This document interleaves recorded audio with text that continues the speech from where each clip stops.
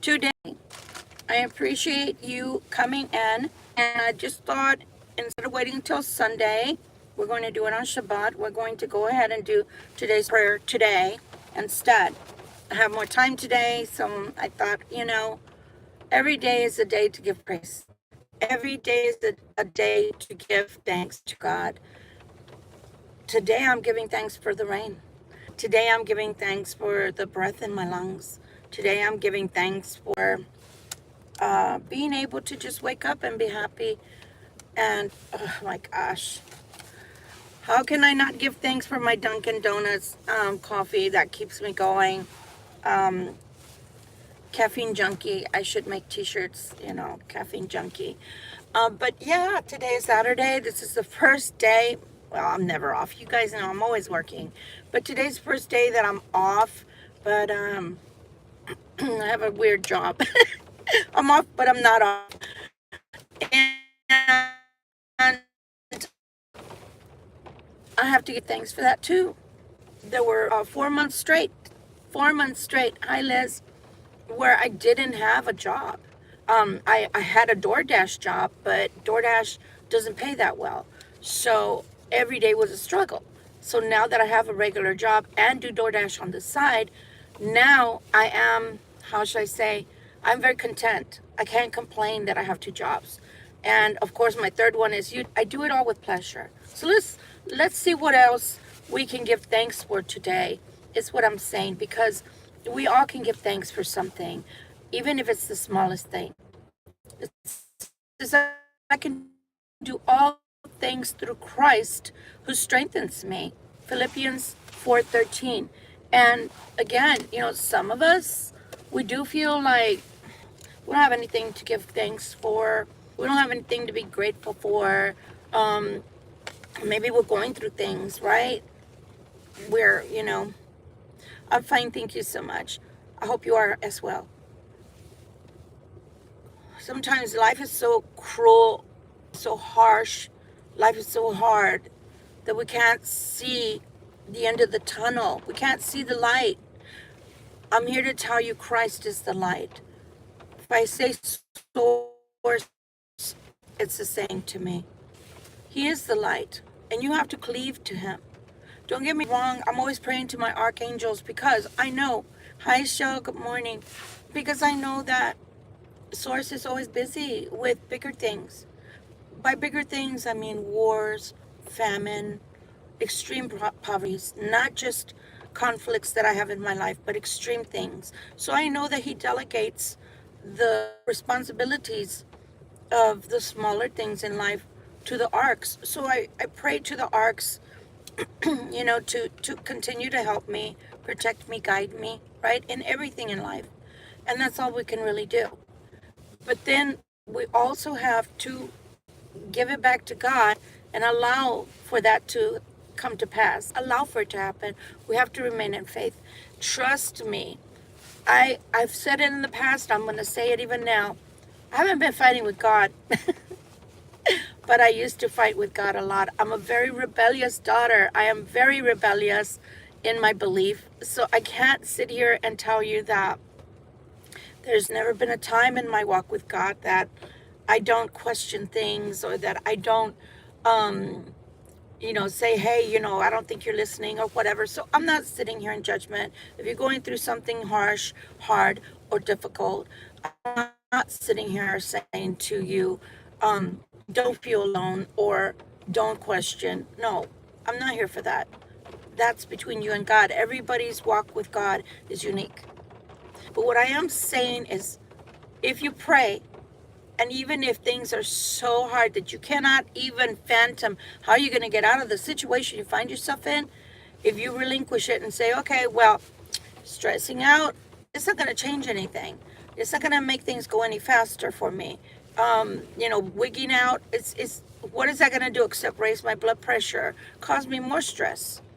So I'm deciding to relinquish and give it back to God, who is mighty, strong, and capable of doing anything for me. I mean, I don't know about you, but I can't walk on water.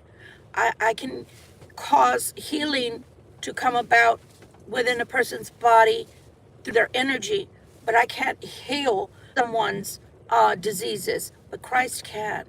So we do have to give the relinquishment. We have to let it go. There are things even in my life I don't talk to you about because it's between me and God.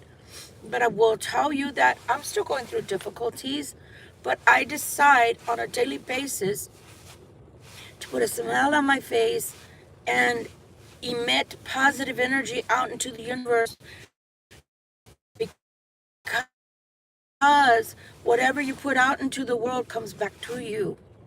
So I can choose to be bitter, to be bored, to be constantly worried and pressured. But I'm here to tell you that if it's in God's perfect timing, that doesn't mean it's in your timing.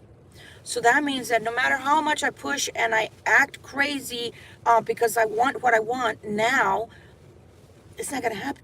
So if I calm down and I just rely on God and I decide that there's nothing that's impossible to Christ that he cannot make possible for me. I don't know how, but I'm telling you, things go better for you. I'm going to give you an example because I love giving examples, because there's no greater examples that you can give that are nothing but truth, a true story. So last weekend, man, these last 2 days, by the way, I have slept. Yesterday I slept till 2 o'clock in the afternoon. Today I slept till 10:40 a.m. My body is exhausted.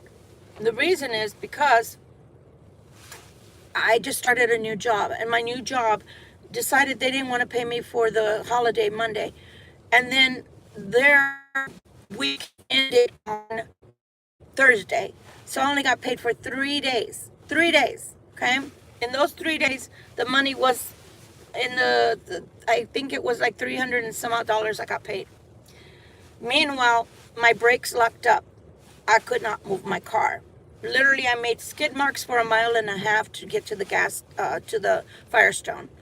My tire was eaten up because it wouldn't turn. It had locked. The calipers had locked on my brakes, and so the wheel was not spinning. So it ate my tire, and skid marks for a 1.5 miles. Suddenly, there's a cop behind me, and I thought, oh, great. On top of everything, I'm going to get a ticket. So I told them what was going on, and that half a mile, not even a half a mile. I mean, I could see it. It was probably about 7,000 feet to the Firestone, but he looked at me sternly, and I said, okay, I'll go ahead and wait for the tow truck. So luckily, I had been smart enough to get towing in my insurance. So again, 7,000 feet at most, and not even 7,000. It was more like maybe 2,500 feet, because it was really, really close, like here to the corner store. But I was like, okay, because I didn't want to ruin my rim, so I stayed, right? So I waited about 60 minutes for the tow truck. Still didn't know what it was going to cost, because as it is, I already had made an appointment for the brakes. The brakes were going to be $400 and some dollars. I only had 300 and something. No money to put gas, to eat, to do nothing. I get to the Firestone and they're like $710. I'm like, $710. Yes, and that's just for one caliper. Your caliper froze up, and we're gonna have to replace it. And I'm in my head, I'm thinking all kinds of crazy thoughts, like, what the F, and how am I gonna do this, and XYZ. Y'all know how we get when we, you know, we get crazy. So I'm praying to God. I'm like, Lord, I'm gonna let them keep the car, because I don't have anything else I can do. I have to rely on you. Somehow, some way, I'm gonna have that extra money. I don't know how, but I'm going to. So I start praying and praying and praying, and suddenly God puts a particular person in my heart to call, to reach out to. When I did, she said, sure, let me know how much. I never asked her for a thing in my life, so that was very shocking, and in a positive way. So then I get to the Firestone, because they quoted the phone. And then they're like, we can't get to your car. I waited all day long at the Firestone. We can't get to your car today. The parts are not here. We need to wait for parts. So Saturday and Sunday, I sat at the Firestone through the whole day. I'm like, where am I supposed to go? I don't have a car. So I call the car rental place. I'm not kidding. Call the car rental place. They're closed. They're not going to open till Monday. It's Saturday. So I'm like, oh my God. So what am I going to do there? I don't live in a city where there's buses that are normal everyday buses that take you to your house. And I don't have family here. So I was like, okay, well, I guess I'll wait in the parking lot. He's like, no, you're not doing that. I was like, okay. So then my friend's like, call the hotels. I'm getting you a hotel. So long story short, she gets me a hotel. So of course, checkout is at 11 the next day. So I go sit there the whole day. They were supposed to close at 5 p.m. They didn't finish my car till 6:48 p.m. And the guy's like, I need to show you something. I'm like, what? He's like, your other side's not turning. It's also stuck. So he gave me the calipers for free, and he did that side as well. And I was like, oh my God. But I still didn't have money to eat. So I asked him for my military discount, which he reluctantly gave me, but he did. And that's how I ate dinner that day and put gas in my car, because I live far compared to where I work. So do you understand how, just because I didn't know how all this was going to get done, that doesn't mean that God doesn't have a plan. That doesn't mean that the archangels are not going to come to your rescue, okay? What happens is, just because we don't know, because we're having a human experience. Because of our human experience, sometimes our brains are not working to the full capacity. What they say, that 7 to 10% is all we're using of our brain. So again, even in the Bible, it says, my ways are not yours. So God can help through anything, but always remember one thing. The archangels cannot assist you unless you ask for help, because you have free will. God gave you free will. So you have to be able to ask for help. So again, I can do all things through Christ who strengthens me. For me, that has been the truth through my life. From the age of 11 to now, God has never abandoned me, but you do have to ask for help. They're not allowed to help you because of free will unless you cry out and ask for help. So again, I'm telling you that you need to cleave to God. You need to understand that your prayers will be answered. I'm not saying don't freak out, but I'm saying once you stop freaking out, once that paranoia that nothing's going to go right, calms down within you, know that there's no greater source than God, than Creator, than Christ to go to for anything that is plaguing you. I hope this helps someone. So, Inspired Words to Live By. This is my new flip book, and it's so cute. It says, you are beautiful, capable, and worthy. I thought we'd incorporate this into our prayer days, okay? And it's the truth. You are beautiful to God. It doesn't matter whether you're a man or a woman, masculine or feminine. You are beautiful. You are beautiful and fearfully made. You have to understand, if you're a little less than the angels, all you have to do is pick up your internal cell phone and call Dad. Hey, Dad, I'm in trouble. Do you think you can send me someone? If my friend, which was actually a client that I've had for 10, 12 years now, if she wasn't satisfied with my work, let's say, for example, and didn't consider me somebody that was a treasure to her, and vice versa, she would not have helped me. So always try to do good things for people so that good can come back to you.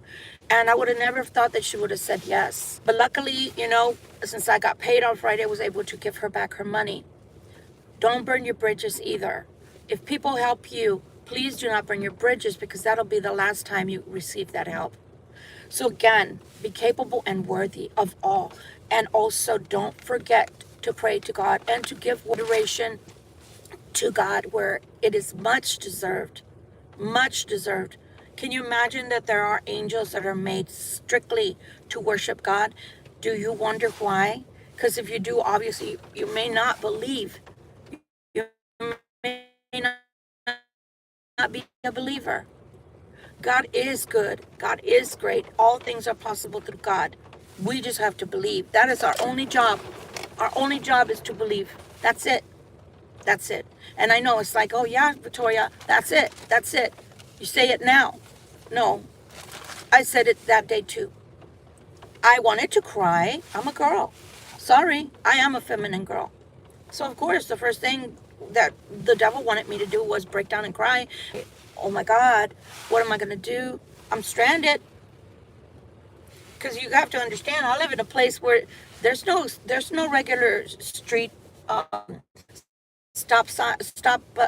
bus stops for buses, city buses to come by every which place. No, this New Hampshire is run a lot like Europe, and so everything is small, but the towns in between towns is about 20-minute drive or so in some instances, so you can't walk. There's nowhere for you to walk. What was I supposed to do? Walk 40 miles back to where I live? You want me to hitchhike? So again, I could have broken out in tears. I could have made the struggle larger. I could have made my battle worse, but I decided to cleave to God, to start praying, start using my resources, calling my insurance company, etc. And sometimes when we're so stressed out, our brain doesn't want to work. Have you ever had that happen to you? And when I was younger, that would happen a lot. You allow the moment of panic to come in and take over to the point to where you can't think straight. You don't see the end. You don't see what you can do to pop out of a situation.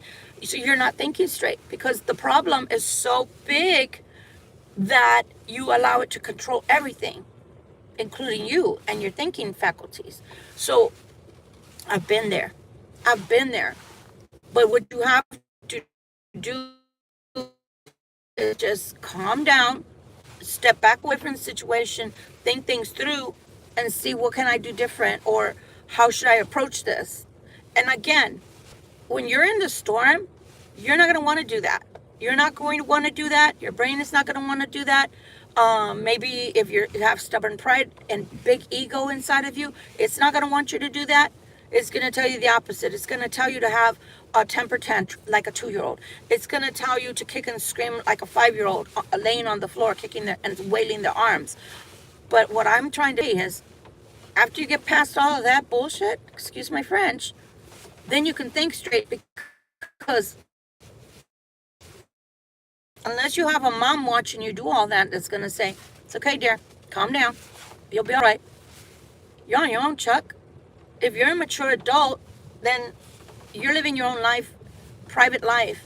You don't have a mother or father necessarily around to come and rescue you. But you do have a father from above that can do that for you, that can bring people into your life to help you through the issues and the storm that you are encountering so that it can go better for you. Speaking of storm, it's just a slight rain. I don't know if you can see the windows. Can you see the rain on the windows? But, it's raining today. It's stormy outside, and I have my windbreaker on so that I don't get wet, because I didn't feel like wearing my raincoat. But to every life, a little rain must fall. If not today, if not tomorrow, the next day. That's normal. Those are life lessons. Life lessons. Life lessons. Okay? I'm not saying they're pleasant. I'm just saying you can do it. You can do all things through Christ who strengthens you. And everything is possible through the great I am. Don't forget it. Much love and light to you guys. It's been Violet with Gypsy on Travel. Prayer of the day and motivational quote of the day. I hope you have a great rest of your Saturday. I got to go and get to work. And then, I'm going to get my nails done today. I forgot. I have an appointment. But I'll be back later with the tarot. I just wanted to start the day off by giving praise to God, giving him all the glory, and knowing that if it were not for our beautiful Father, our great creator, the great engineer, we wouldn't even be here, and we wouldn't have to be going through any life lessons, or we wouldn't even be able to have the pleasure of meeting beautiful beings that walk this path with us, whether on YouTube or any other social media or a face-to-face meeting, which I hope one day, possibly next spring, if my channel has gotten big enough for me to be sponsored and start getting paid, then by that time, maybe we'll do a meet and greet so that you can see me face to face and I can get to know the faces that are connected to the channel here. God is great. You never know what's around the corner. And also, don't dream small. Don't dream small. We're always asked, what do you want? What do you want to get out of life? Or what do you expect out of life, etc. Setting goals. You know, I used to be very, very small. Like, if I can just get through this, if I can just get through that. No, that's called surviving. We don't want to be in survival mode. Children of Christ, we do not want to be in survival autopilot mode where your days bleed into another and you don't live. You survive. What is the use of floating? That is not a life. So instead, what I would like for you is I would ask you to ask God, and I will ask God as well for you on your behalf to allow you to thrive. I want you to live. I want you to be happy. I want you to have a beautiful, big, fulfilled life. But you need to want that. Don't stay small, because children of God, there's nothing small about you. Much love and light to you all. May you have a beautiful rest of your Saturday. And if you're in New Hampshire like I am, enjoy the rain. Enjoy the rain. Let it come and cleanse everything that's wrong in your life. Love you. Bye.